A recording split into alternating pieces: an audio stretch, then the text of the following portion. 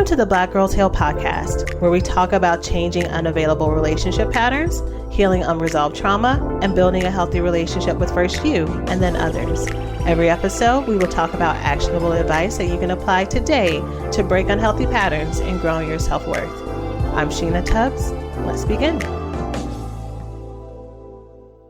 Hello, and welcome to the latest episode of Black Girls Heal.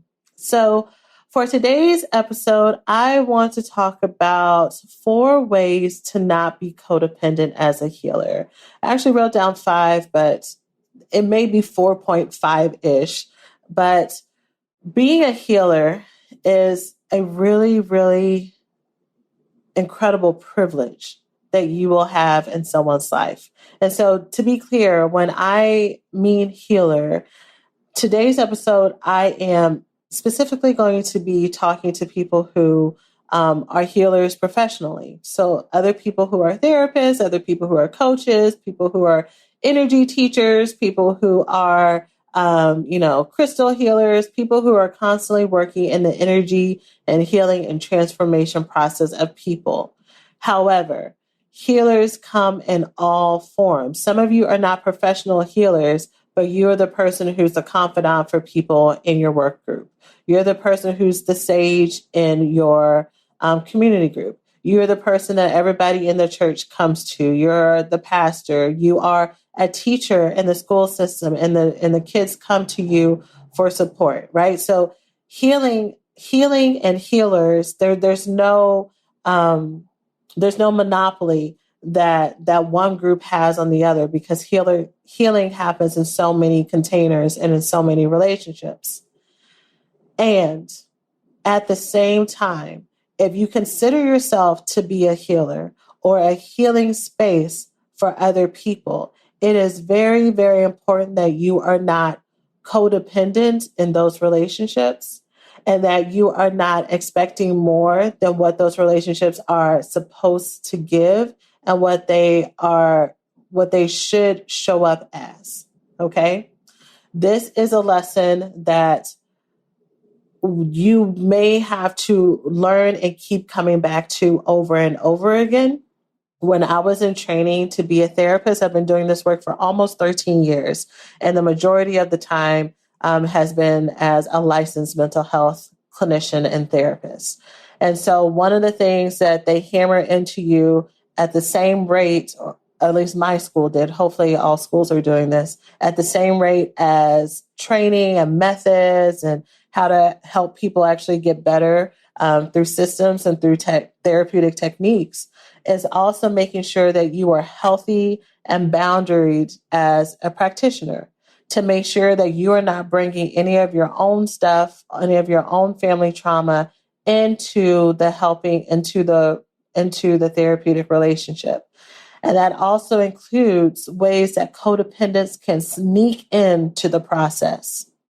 If you're a professional healer, if you're actively in a supervision group, let me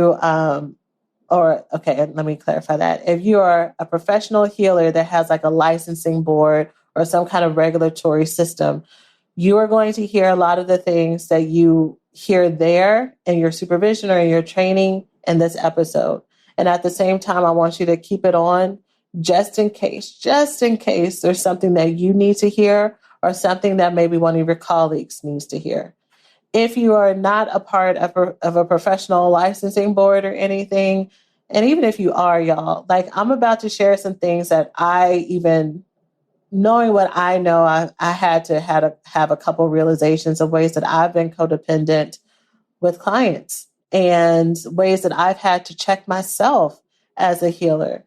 And so any and everybody is susceptible or vulnerable to this if you are not aware of how this may show up as, and if there are places in your healing and in your growth areas that maybe need some attention.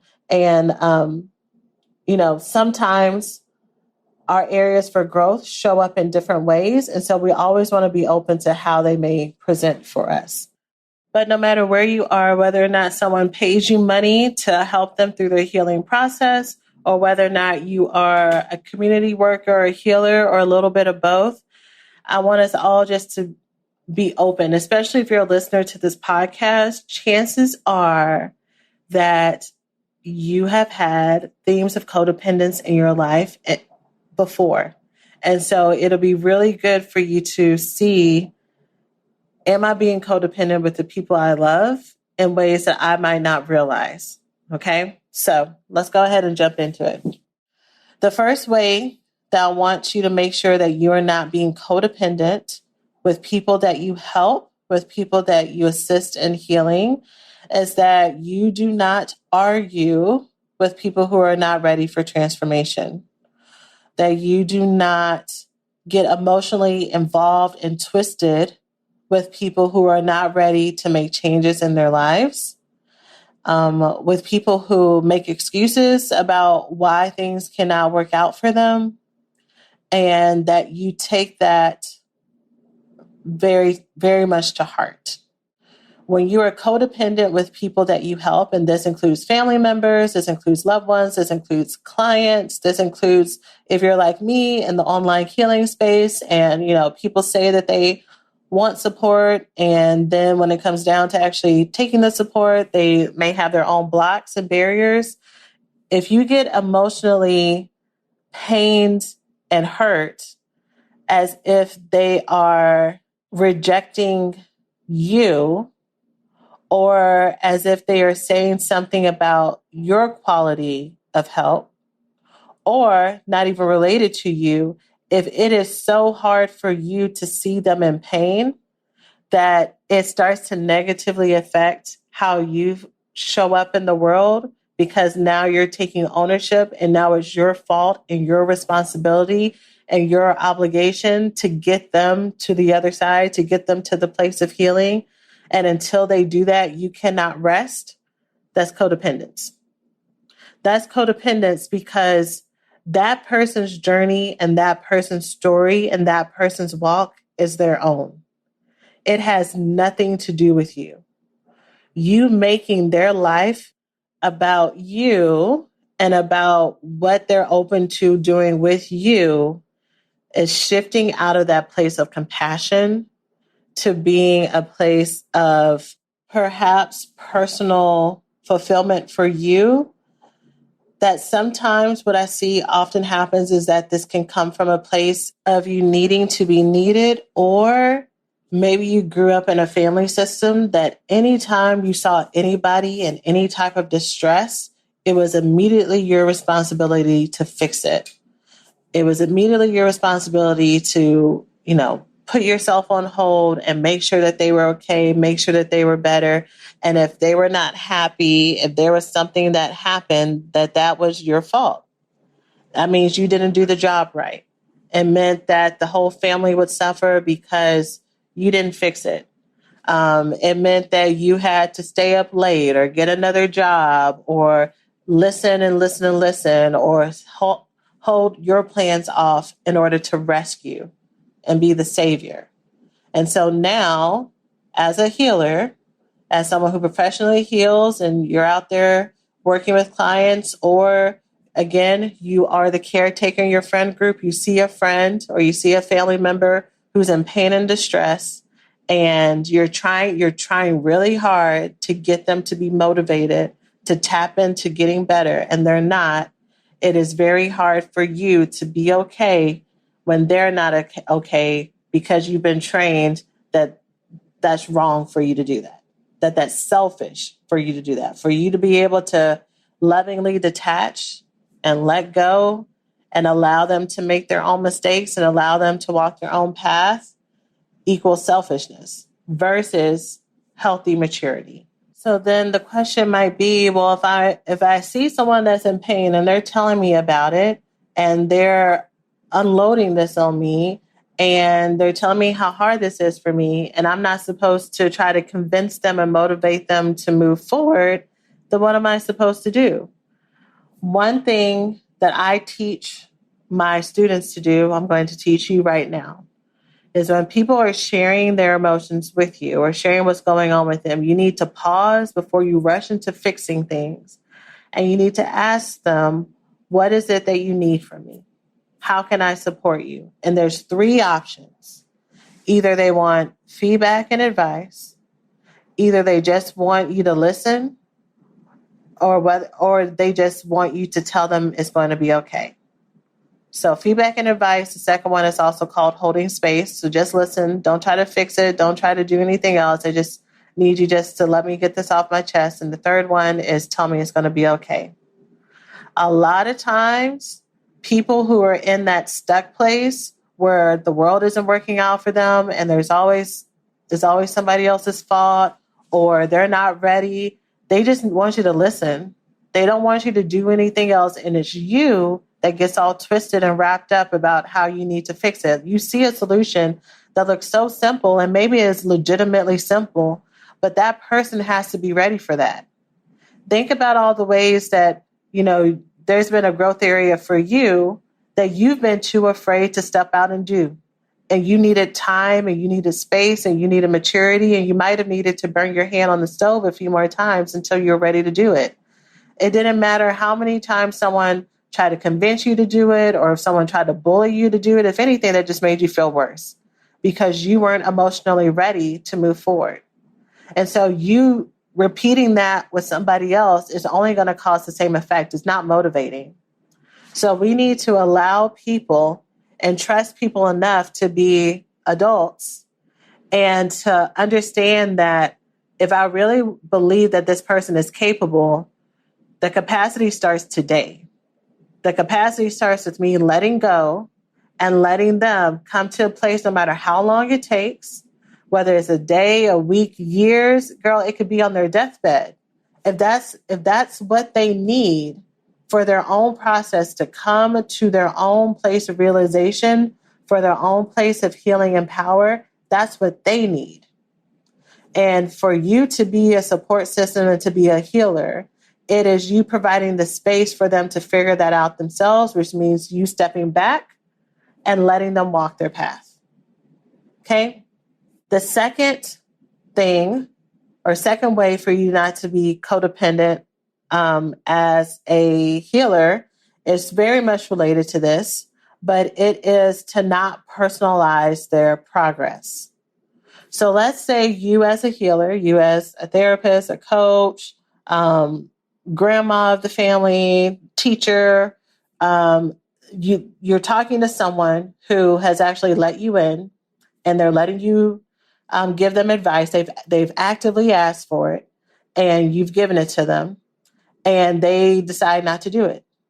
They either don't do it, they do it the wrong way, they remix it, they take their time on doing it, something like that, where it's not executed in the way that you presented it to them. You are active in your codependency if you see that and you personalize that as a personal affront to you.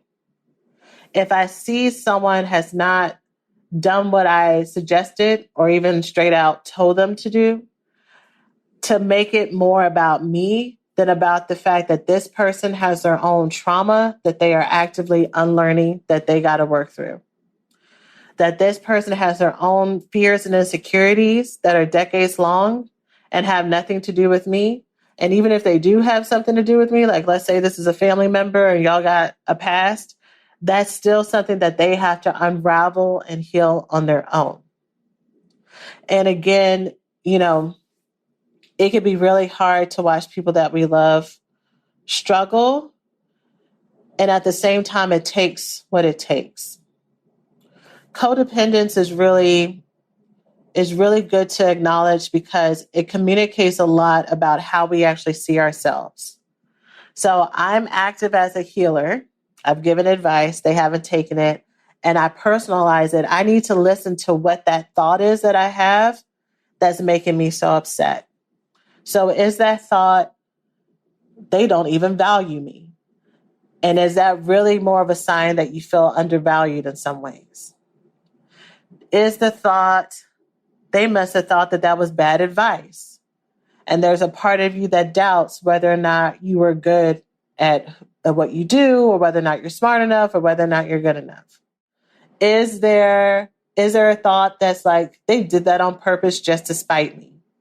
And so the place that you have to work on your healing is this this defensive place that feels like people are out to get you and that people do things specifically to hurt you. And then where does that come from? Right? Our emotions are so layered, and at the same time, they can also be pretty simple. The really popular book, The Four Agreements, talks about this on one of their four principles, which is don't take anything personally. That literally what happens with people and what doesn't happen with people and their choices have nothing to do with you. And it has everything to do with their journey. Even if there are some consequences that affect you, in the same way that someone who may be addicted may make some decisions that are based on them needing to get healing for the triggers that are prompting them to use their addictive source or addictive substance, the pain that's underneath it, the ability to have access to alternatives that actually work, long-term access to solutions that actually work. And if you go into that saying, wow, like this person never loved me because they chose this substance over me, without being able to acknowledge that there's a whole lot of things that are going on, that multiple things can be true at the same time, that they deeply love you and care about you and wish that they can do better. And at the same time, there are all these things stacked against them that they have to work through and clear out before they can be successful. And also they have to be ready for it, because there's a lot of fear that comes on the other side of letting go of this substance that has kept me safe from all this pain my whole life and just being fully exposed. And that could be hard. That could be really hard to get to, but it's the truth. But going back to the main point, our codependence is unveiling an insecurity that we have that we've been projecting onto the other person. That when people take our advice and when they get better, that means I've done good. That means I'm good. That means I have value. When you have value, no matter what people do or what they don't do. Even if you're the best advice giver in the world, your value may come from the fact that you're really great at delivering wisdom, but whether or not the other person takes the advice is their own choice. Okay? So that's the second way to not be codependent as a healer. The third way is to not overgive. Overgiving is not the same as over-delivering. And this is where I'm going to probably talk a little bit about something I've had to learn recently, but going quickly back to overgiving. When we are active in our codependence, what we will do is we will mistake as being helpful with giving from a place of self-sacrifice that is actually more unhealthy versus generous. Because when it's connected to codependence, not just in general, y'all, I want to be very clear, when we are doing these things from a place of codependence, not just because we're a generous, kind-hearted person and it's a neutral, wholehearted decision. When it's codependence, we don't know where to stop. When it's codependence, we will overgive our time, we will overgive our energy, we will overgive our money, we will overgive our body, we will overgive our mental capacity, we will overgive our spiritual access, we will give and give and give to someone because the thought is, well, part of the thought is, the surface level thought is, this is really going to help them get better, so this is worth it. So I'll keep writing the checks, I'll keep showing up, I'll keep listening, even though, this is really detrimental to my mental health and it makes me feel low, but they need to get it out, and you'll keep giving, and there's no bottom to it. There's no bottom to it because this person is looking for a solution that doesn't start with you. It starts within themselves, first of all. So it doesn't matter how much you give. If they're not ready to move forward and make that internal change, it's just throwing water in a bucket with a hole in the bottom. It's never enough, right? And it's not enough for you because you've attached their outcome to whether or not you're a good person or a good mom or a good therapist or a good sister or a good pastor. You're going to keep sacrificing no matter how low it makes you get, because you have to see it through to the end. And especially if you've given so much, it's like, well, I can't stop now. I might be really close to the other side. Otherwise, I gave all of this for nothing. When really, you're stepping out of the process to allow them to figure out the next step. Again, going back to the capacity, if I truly believe in this person, if I truly am helping because I believe that this person can do everything that they have in their heart's desire, if I truly believe that they're strong enough, if I truly believe that they have the internal power to do so, then me stepping out of the way is what's going to actually help them get better, right? So in the therapeutic world, this can and does look like, having extended sessions with people. People come and they stay for time longer than what's allotted, and they constantly do that.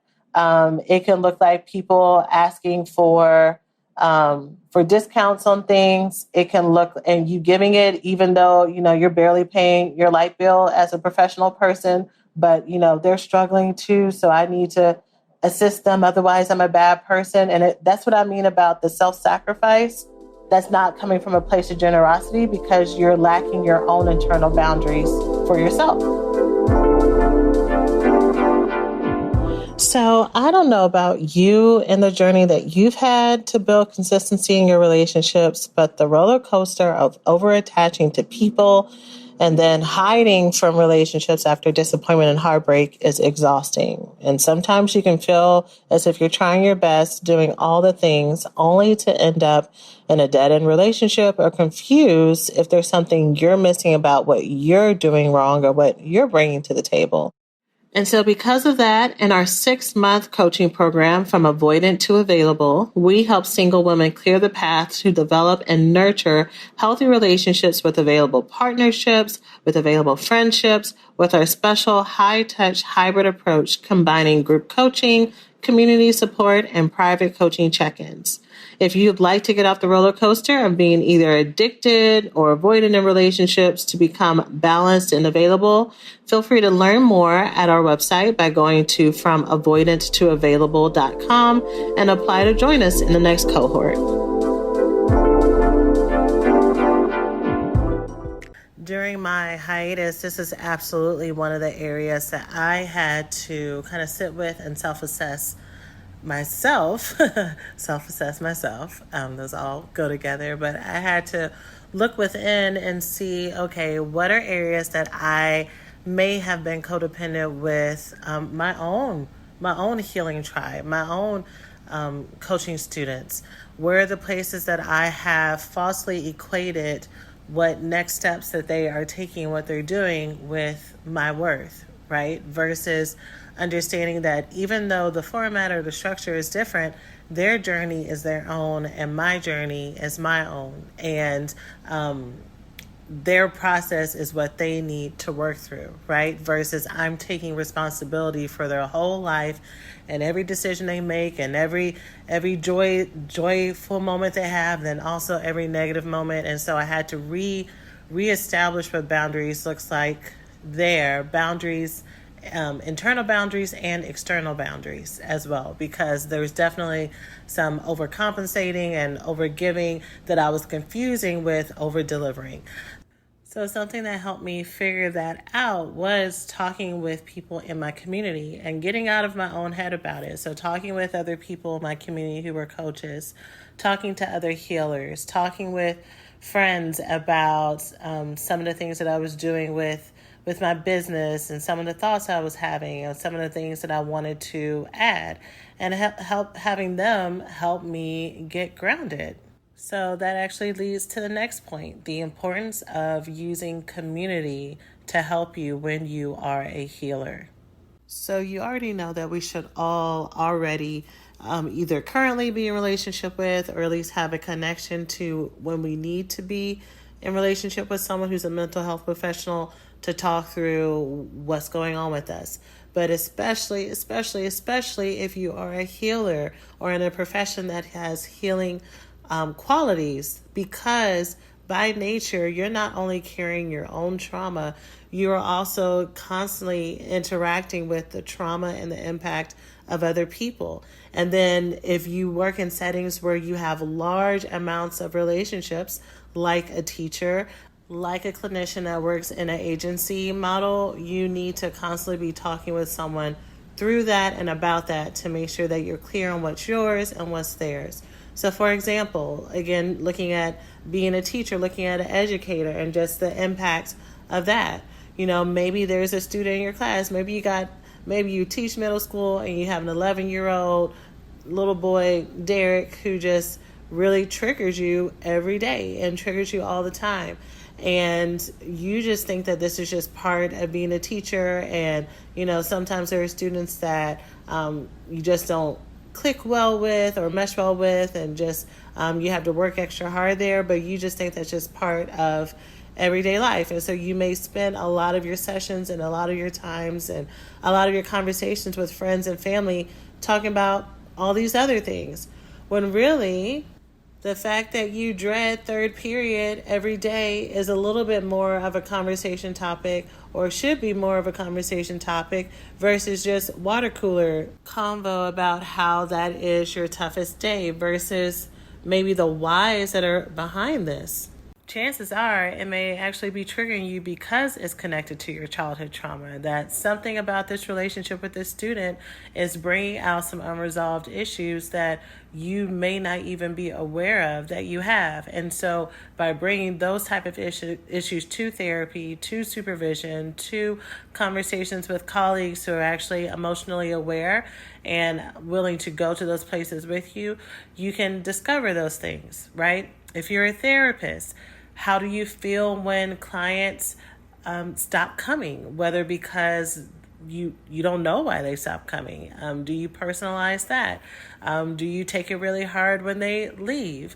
There are so many scenarios, and I'm just trying to pull them out, or pull out a couple of them just to get some examples out there. But as long as we are in this work with other relationships, those relationships and our stories and our histories are constantly going to be in ebb and flow and in a dance together. So we must always, always, always be open to learning from that, to learning about what comes up for us, and learning and being open to the truth that there's no real place of arrival. There are places of self-acceptance, there are places of self-compassion, but there's no real Mecca mountaintop where you have figured out every single thing, and no relationship or no situation or no business venture or no therapeutic dynamic doesn't ever trigger you. Right? Because we all are human beings with layers. And so we must always be open and available to learning about those things. Point number 5 is stay focused on your own life, aka get a life. If you are codependent, if you're doing some of the things that I've already described and like really personalizing what people have told you, or overgiving and over-sacrificing, and feeling really bad about yourself, or getting really caught up with how other people's lives are going and not being able to focus on your own, is because you don't currently have a life. And you need to expand it. You need to build it up. You need to get hobbies.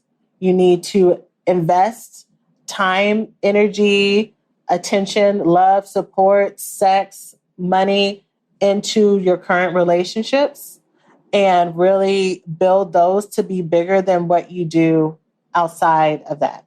You need to build pockets of joy.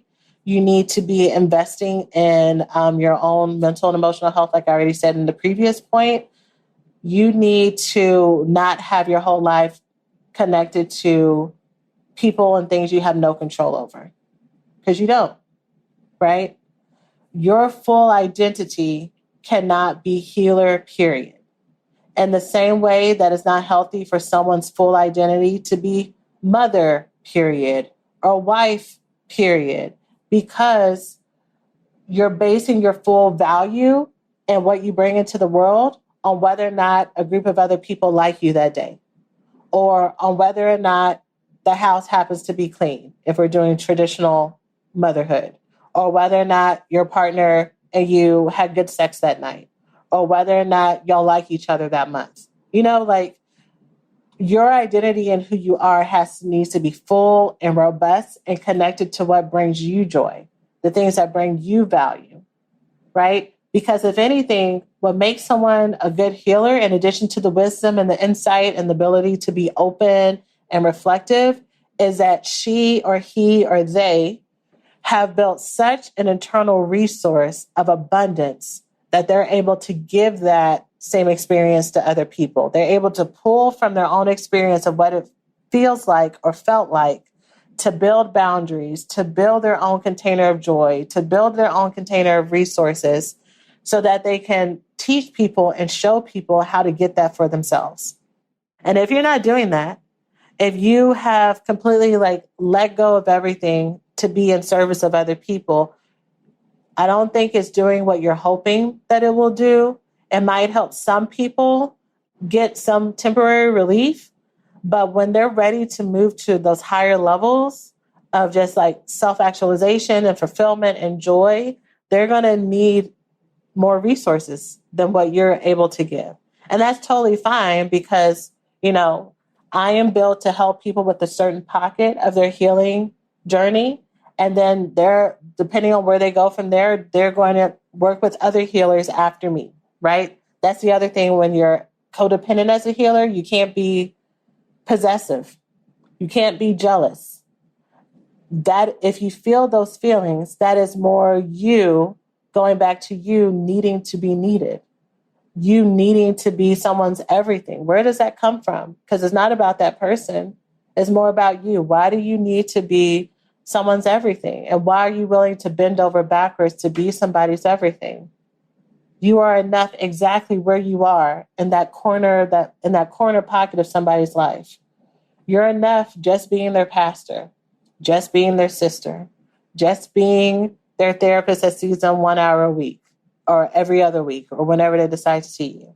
You're just enough being their teacher for 8 months out of the year, right? You're just enough where you are.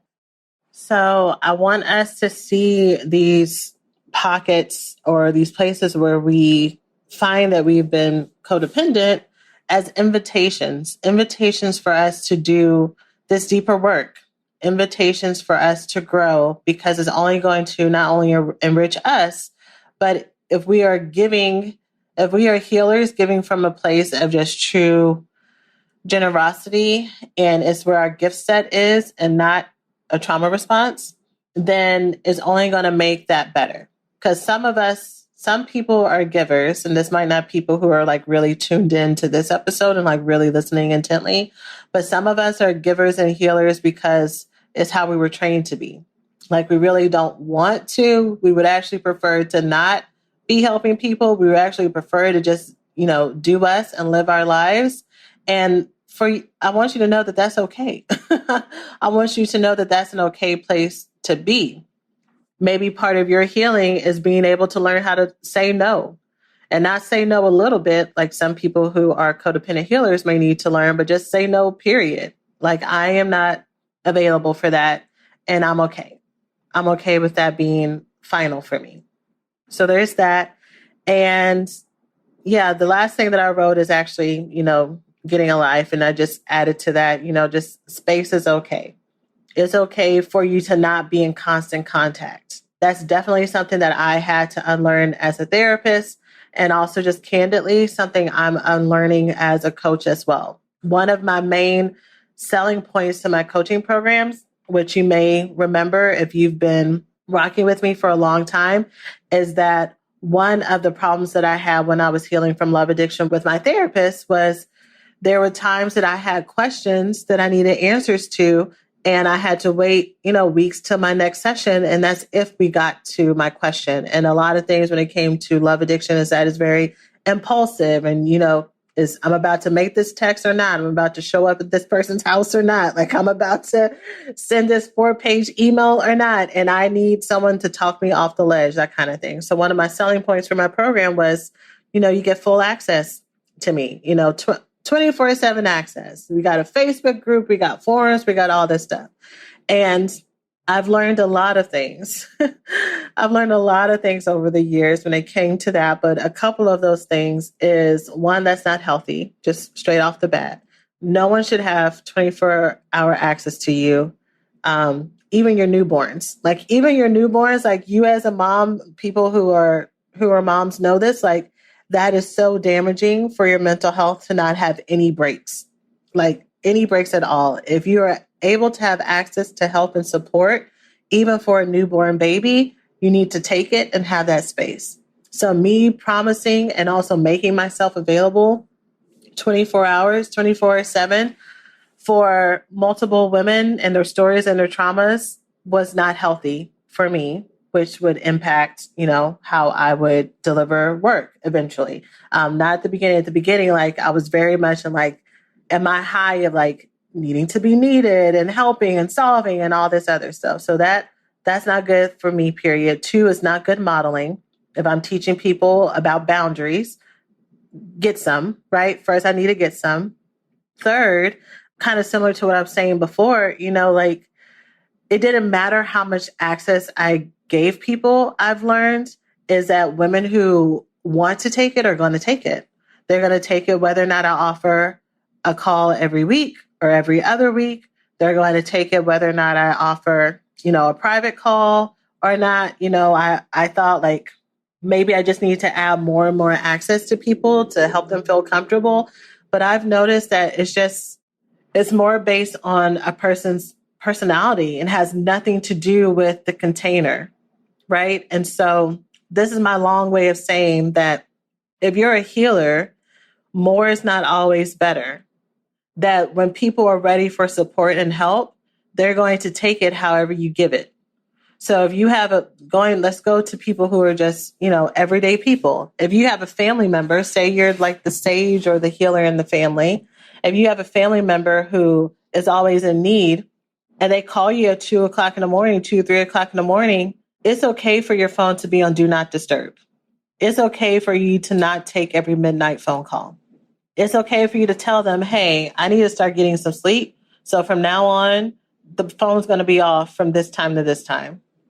And so I'll call you in the morning if you leave a message.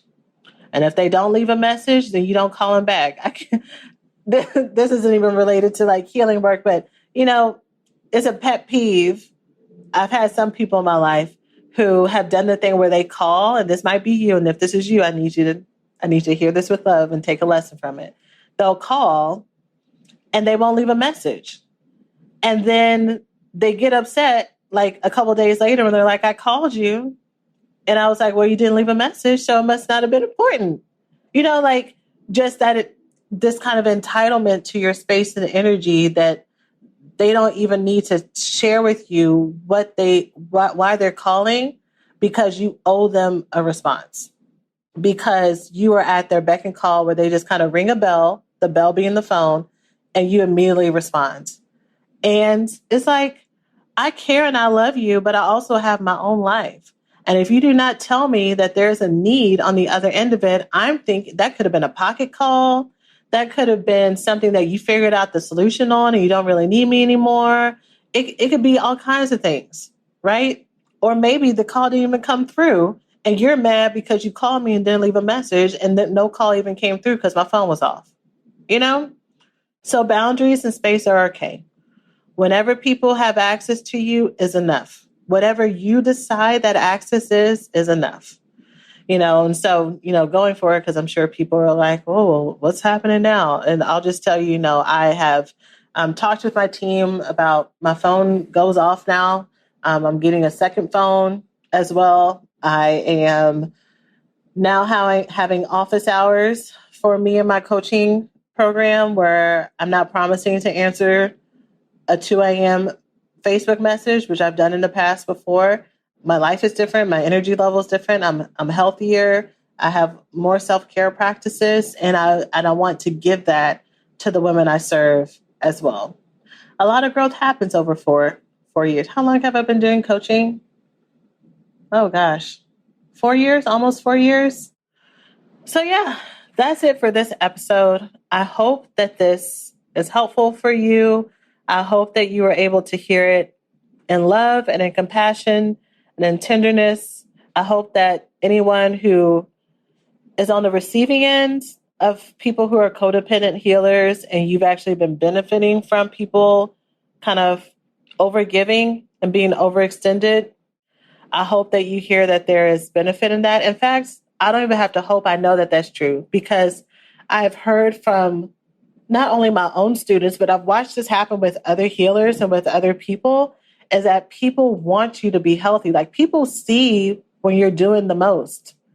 People see it. And they're like, girl, take care of you. And so I know that it doesn't help and benefit people who are in need to watch their healers struggle. Your healers want you to show up happy and full and motivated and vibrant and reinvigorated. And they want you to go on vacations. They want you to walk in looking like your best self. They want you to talk about being in love, that they want you to not answer their every phone call so that you can go on a date. Like that's what they want from you. So help people by helping yourself. That's it, y'all. That's it for this episode. I'm sending you all love, as always, and I can't wait to see you next week. Take care of yourselves.